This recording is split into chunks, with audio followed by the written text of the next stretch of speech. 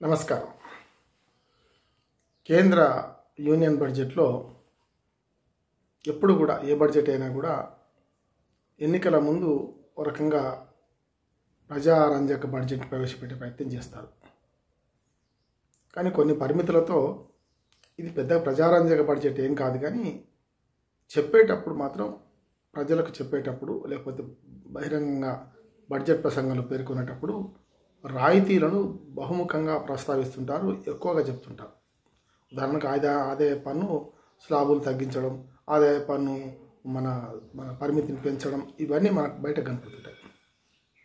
అంటే జనరల్గా ఏదైనా సబ్సిడీ ఇవ్వదలుచుకున్నా, సబ్సిడీలు పెంచదలుచుకున్నా, ఇట్లాంటివన్నీ బహిరంగంగా ప్రకటిస్తుంటారు.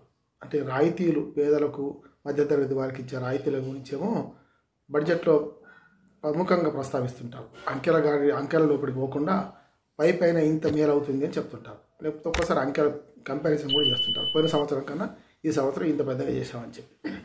కానీ రాయితీల విషయంలో ఎంతైతే బయట ప్రచారం చేస్తారో, రాయితీలన్నీ పేదలకు మధ్యతరగతికి సంబంధించింది కనుక మేము ఇస్తున్నాం, మేము వరాలు ఇచ్చేది అని చెప్పి తెల్లవారి పత్రికల్లో పెద్ద ఎత్తున అడ్వర్టైజ్మెంట్ ఇచ్చుకోవడానికి, లేకుంటే ఆ తర్వాత ప్రెస్ మీట్లలో నాయకులు చెప్పుకోవడానికి ప్రధానమంత్రి కానీ, ఆర్థిక మంత్రి కానీ, ఇతర మంత్రులు వీళ్ళందరూ కూడా బడ్జెట్ గురించి ఘనంగా ఉంది మా బడ్జెట్ చెప్పుకోవడానికి ఈ రాయితీలను బహిరంగంగా ప్రకటిస్తుంటారు.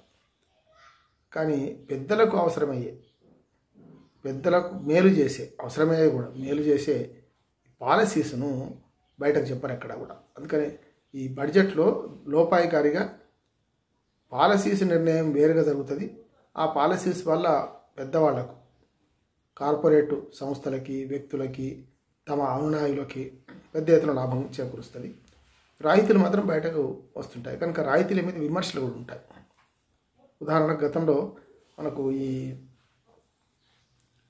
రుణమాఫీ, రైతుల రుణమాఫీ మీద చాలా విమర్శలు వచ్చాయి. యూపీఏ గవర్నమెంట్లో 71,000 కోట్ల రూపాయలు ఒకసారి, తర్వాత మొత్తం కలిస్తే 1,40,000 కోట్ల రూపాయలను రాయితీల రూపంగా రద్దు చేశారు.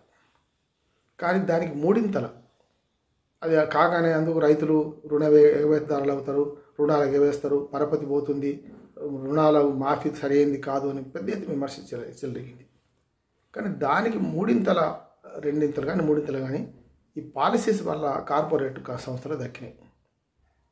మనకు ఉదాహరణగా మనకు చూసుకుంటే ఈ కార్పొరేట్ పాలసీ ద్వారా కార్పొరేటర్లకు అనుకూలమైన నిర్ణయాలు తీసుకోవడం ద్వారా సుమారు ఆ తర్వాత యూపీఏ గవర్నమెంట్లో కానీ ఒకటే సంవత్సరంలో 2,50,000 కోట్ల రూపాయల వరకు కార్పొరేట్ సంస్థలకు లాభం చేకూర్చే విధానాలను ప్రభుత్వం అవలంబించింది.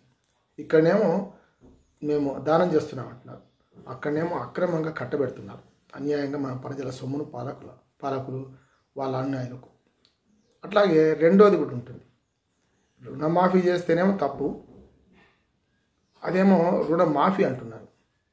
లోన్ వీవర్స్, మనకు లోన్ ఏవైతే తీసుకుంటున్నారో పెద్ద పెద్ద కంపెనీలు, కార్పొరేట్లు వాళ్ళందరి లోన్లు ఏకబిగిన వన్ టైం మాఫీ చేసేస్తున్నారు. అదేమో పేరు వేరే పెడుతున్నారు. చూడండి, అంటే ఇక్కడ మాఫీ, అక్కడేమో వన్ టైం సెటిల్మెంట్ అయిపోతుంది. అంటే వన్ టైం సెటిల్మెంట్ కదా, మొత్తమే దాన్ని ఎగవేత పద్ధతుల్లో రాసుకోవడం. అంటే బుక్లో కట్టినట్టు, అంటే పన్ను ఎవరైతే లోన్ తీసుకున్నారో వాళ్ళు కట్టకపోతే ఎగవేసిన దానిలో లెక్క రాసుకొని విడిచిపెడుతున్నారు. బుడ్తీ పద్దు అంటారు. మామూలు ప్రజల భాష చెప్పాలంటే బుడ్తీ పద్దు అంటే రుణం మళ్ళీ వెనకకు రాని పద్దు కింద చేస్తున్నారు. ఇదేమో సక్రమం అవుతుంది, రైతులకు ఇచ్చే రుణమాఫీ ఏమో అక్రమం అవుతుంది. అందుకనే ఇక్కడ మొత్తం మీద పాలసీస్లో మన నిర్ణయాలు ఎట్లా అవుతుందంటే, రుణ ఎగవేతదారులనేమో గౌరవంగా వారిని వన్ టైం సెటిల్మెంట్ కింద లేకపోతే రుణం మాఫీ చేస్తున్నామంటున్నారు. అదే రైతులకు ఇచ్చేదేమో రుణ మాఫీగా భావిస్తున్నారు. ఇది సరైనది కాదు.